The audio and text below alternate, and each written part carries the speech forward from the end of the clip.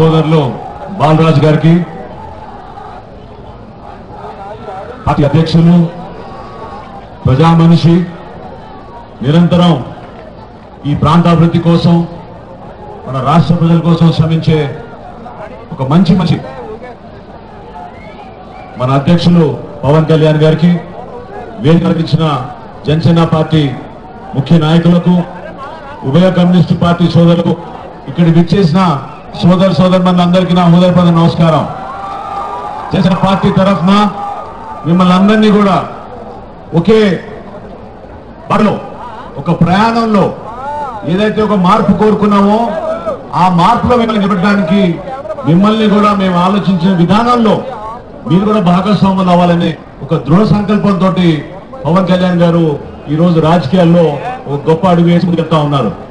మీరందరూ ఆలోచించాల్సిన విషయం ఏంటంటే, ఎన్నో ప్రభుత్వాలు, ఎంతమంది నాయకులు ఈ ప్రాంతానికి వచ్చి అనేక సందర్భాల్లో మీకు రకరకాలుగా వాగ్దానాలు చేసుకుంటూ ఈ ప్రాంతాన్ని విస్మరించారు తప్ప మీ పైన ఒక చిత్తశుద్ధి, మీకు తగిన విధంగా న్యాయం జరిగే విధంగా ఈ ప్రాంతాభివృద్ధి కోసం మాత్రం తోడ్పడిన వాళ్ళలో మన సోదరులు బాలరాజు గారు ఒకరు.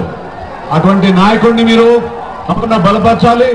ఈ ప్రాంతాభివృద్ధి కోసం, ప్రత్యేకంగా గిరిజనుల కోసం ప్రభుత్వాలు ఇచ్చిన హామీలను నిలబెట్టుకోవాల్సిన సందర్భం ఖచ్చితంగా వచ్చింది.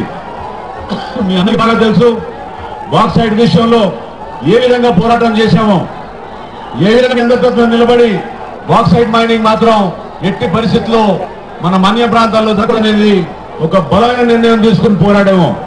ఆ నిర్ణయానికి అనుగుణంగా జనసేన పార్టీ తరఫున మన అధ్యక్షులు వారు ఏ సందర్భాలైనా సరే పర్యావరణాన్ని రక్షించాలి, మన ప్రజల కోసం, భావితరాల కోసం ఎప్పుడు కూడా మనం నిలబడి అవసరమైతే మనం వెళ్ళి అక్కడ ఆ స్థానంలో కూడా ధర్నా చేద్దాం అంతే తప్ప ఇక్కడ మాత్రం ఇల్లీగల్ మైనింగ్ కానీ, బాక్సైట్ మైనింగ్ కానీ, లాటరీ మైనింగ్ కానీ జరగకూడదు అనేది ఒక గొప్ప నిర్ణయం తీసుకుని ఆయన కూడా ఈ ప్రాంతాల్లో దాదాపు వారం పెట్టించి మీ అందరి తరఫున పోరాడారు. అటువంటి వ్యక్తి ఈ ప్రాంతానికి ఇంకా మంచి అభివృద్ధి చేయాలి. అనేక మంచి కార్యక్రమాలు ఉన్నాయి మా మనసులో.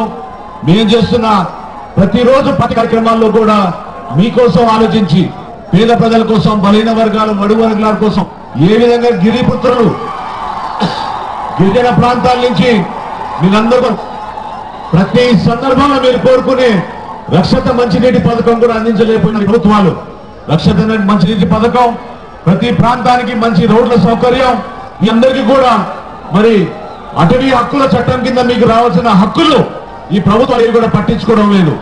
వామపక్షాలతో పాటు 2 రోజుల్లో మాకు ఒక మంచి సమావేశం ఉంది. ఆ సమావేశంలో కూడా వాళ్ళందరితో కూడా చర్చించి ఏ విధంగా మీ అందరం కూడా మా కార్యాచరణని ముందుకు తీసుకెళ్లగలుగుతాం. మీకోసం మేము నిలబడ్డాం, ప్రజల కోసం నిలబడిన పార్టీ జనసేన పార్టీ. అటువంటి మంచి నాయకుడిని మనం ఈ రోజు పాడేరులో ఆహ్వానించుకోవడం నేను కూడా మీతో పాటు ఎంతో గర్వపడుతున్నాను.